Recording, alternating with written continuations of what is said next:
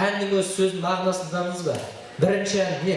Өзі Ибрагим ағамыз өнер, әнші, бірақ спортты сыйлап, бокспен айналысады. Көрдіңіз ба? Сіз спортшы, өнер сыйлайсыз ба? Бір ән айтпеңіз онда. А то нечестно. Бірақ оны айтады дейді. Нас не догонит деп па? Бар, әудемейтін қазақ жоқ, бір атары бар әннің бәсе. Дұрыс.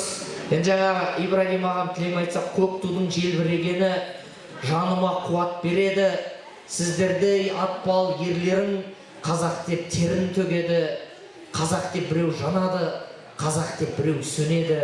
Қазақ деп біреу туады, қазақ деп біреу өледі.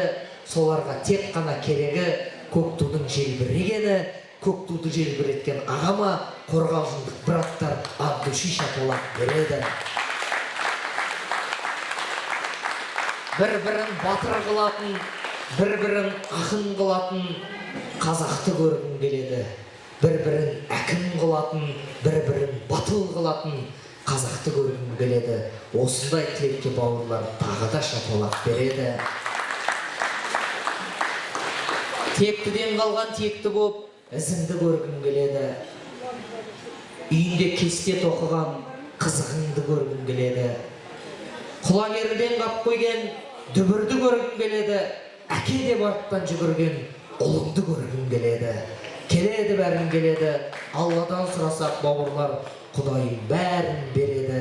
Үлдені көргім келеді, бүлдені көргім келеді. Қазақтың ұлдары ап жатқан жүлдені көргім келеді. Кикбокстың олимпиадаға кіргенін көргім келеді. Содан сіздің ұл чемпион болып, туды көтеріп жатқанда қорғалжындықтардың жылап қуанып күлгенін көргім келеді. Күлгенін көргім келеді. Күлгені көргім келеді. Осындай менің батаңа, может, бірдеңе бергім келеді десең. Енді, көке, сіздерді